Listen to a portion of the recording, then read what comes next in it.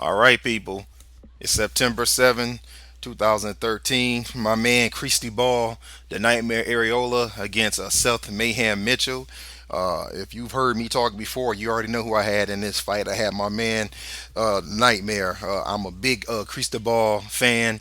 As I said when I did the video on Chris against Stavern, I was hurt to do that video because my guy got whacked around for 12 rounds, even though he showed the guts that he has. And I am not at all surprised how this fight went. I actually had Chris within six because I thought that Seth would be more on the defensive the first 3 rounds or so of that fight, knowing that Chris has power, knowing what has been made of his chin, and that is not what happened. He was standing straight leg the first time that Areola came with a overhand right. He was buckled, and pretty much it went downhill for Mitchell from that point. So not going to say I was totally shocked that the Nightmare took out Mitchell in one round, but I did expect him to knock Mitchell out from the moment this fight was talked about. I had Chris all the way. You know, it was nothing that was going to make me go against Ariel in this fight. And what I was most impressed with is that he came in just like he did back in 2011 in shape. Back in 2011 when he fought 5 times. He came into all those fights somewhere between 238 and 242, which is, I think, a pretty good weight for him. It shows he's taking it serious, and he did.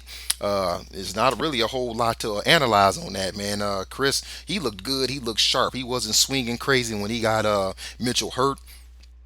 His shots were precise. He wasn't just swinging and missing. He was timing, hitting, got him down. He gets up. We all knew it was a matter of time. He whacks him. Mitchell basically almost turns his back on him, falls into the referee, fights over. So what happens with Mitchell from here? I don't want to say that his career is over because Areola hits like a monster, but I think that he needs to maybe get with a trainer and somebody who can teach him some defense. We know that he can hit, and that's a factor that Mitchell has. But he needs to get with somebody who can teach him some defense because anybody who can hit hard, whether it be either one of the Klitschko brothers, whether it be David Hay, definitely somebody like Areola, which is what happened tonight. Or Deontay Wilder. I mean, those guys are going to get him out of there because those guys can crack. What about my man Crystal Ball, and where does he go from here?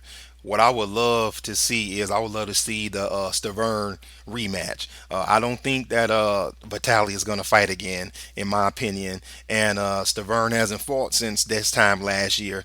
They can get that fight together maybe sometime later on this year, November, maybe sometime in December. If he can't get that rematch, what about Kubrat Pulev, the guy who just beat Tony Thompson a couple of weeks ago? Pulev didn't suffer any damage in that fight, and I think in 2 to 2.5 months, that's a fight that can be made. And then there's a Deontay Wilder. Now this would be more of a step up fight for Wilder than it will be for Areola, but I would be very interested to see that fight. It'd be interested to see Wilder land a shot on Areola, who has an iron chin, and see how he can take that power, being that Wilder has knocked out all 29 of his opponents. And it'd be interesting to see how he can handle a guy who's actually going to be there and punch back. That was my thoughts on the fight. My boy did it. He did it actually a lot sooner than I thought. He got Mitchell out of there. He looked good doing it. Can't wait to see my guy in the ring the next time. That's all I got. Thanks for listening. Catch you later.